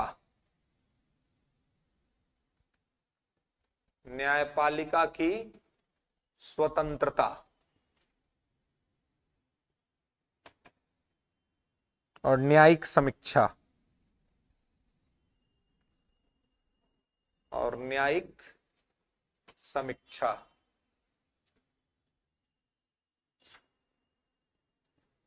ठीक है, ये सब कहां से लिया गया है? सब अमेरिका से लिया गया। नेक्स्ट लेंगे आयरलैंड।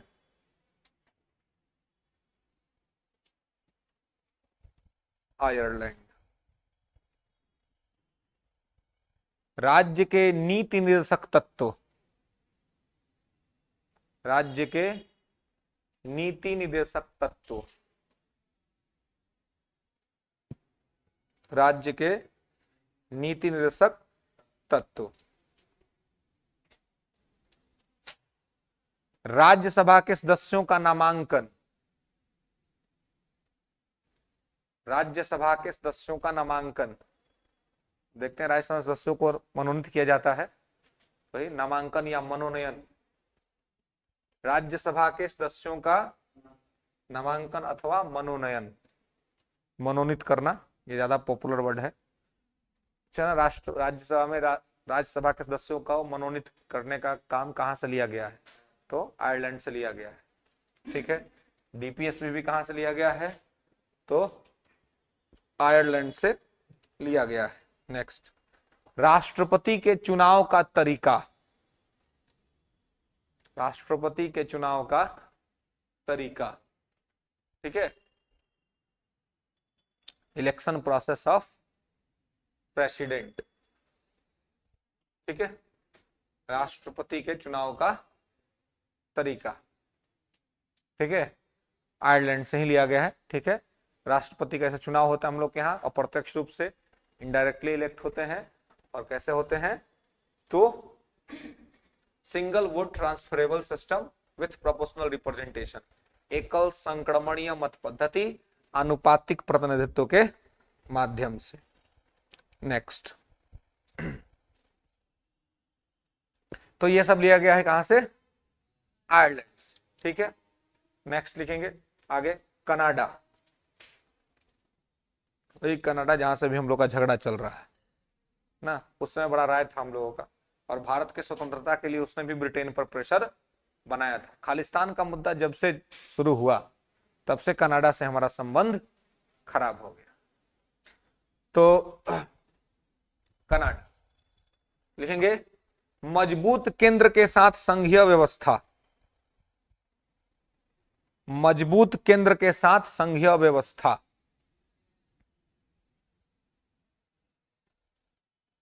मजबूत केंद्र के साथ संघीय व्यवस्था।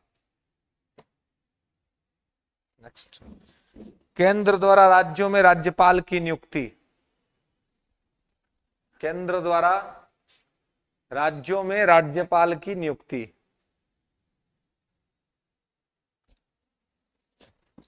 केंद्र द्वारा राज्यों में राज्यपाल की नियुक्ति।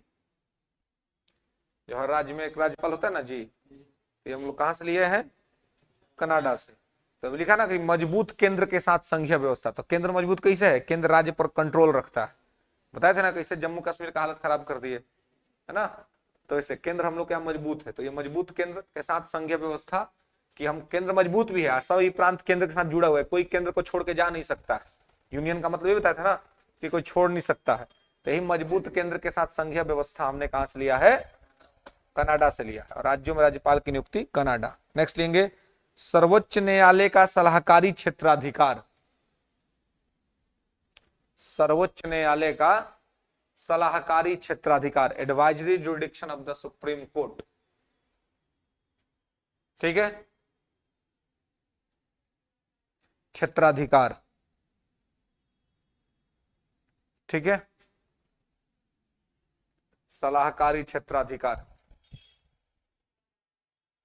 ठीक है, और केंद्र में अवशिष्ट शक्तियों का निहित होना, रेसिड्यूरी पावर वेस्टेड इन सेंटर, केंद्र में अवशिष्ट शक्तियों का निहित होना, केंद्र में अवशिष्ट शक्तियों का निहित होना।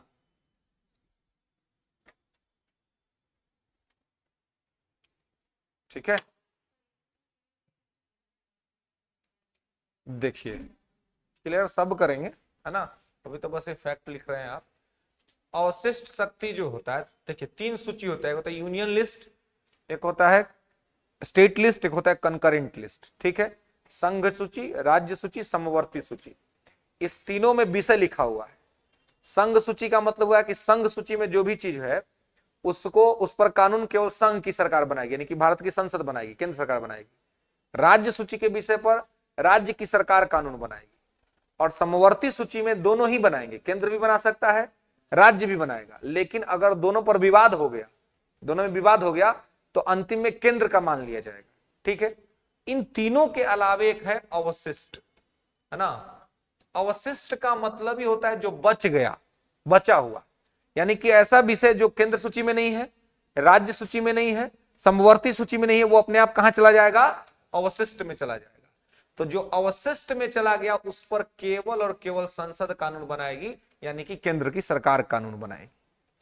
संविधान निर्माताओं ने अवशिष्ट शक्ति बनाकर उसको खाली छोड़ दिया, फिलिंग द ब्लैंक्स कर दिया कि जो इसमें नहीं है वो इसमें चला जाएगा। क्योंकि बहुत सारी समस्याएं ऐसी थी जो उस समय नहीं था, अब है ना। बिल्कुल, जैसे अब मान लीजिए कि उस समय मोबाइल फोन नहीं था, आज मोबाइल फोन है। उस समय साइबर क्राइम नहीं होता था, आज साइबर क्राइम हो रहा है। तो अब साइबर क्राइम के लिए कानून चाहिए ना, तो कानून कहां बनेगा? यहां बनेगा, संसद में बनेगा। और सीधे वो विषय कहां चल जाएगा? अवशिष्ट शक्ति में चला जाएगा, केंद्र सरकार उसमें बनाएगी। तो जो विषय तीनों सूची में नहीं है वो है अवशिष्ट में। अवशिष्ट पर काम करने का अधिकार केवल केंद्र को है। क्लियर है? यहां तक में कोई दिक्कत, कोई समस्या? बात सब समझ में आया? चलिए ठीक है, फिर आज के लिए बस इतना ही। मिलते हैं नेक्स्ट क्लास में, इसके आगे बात करें। ठीक है।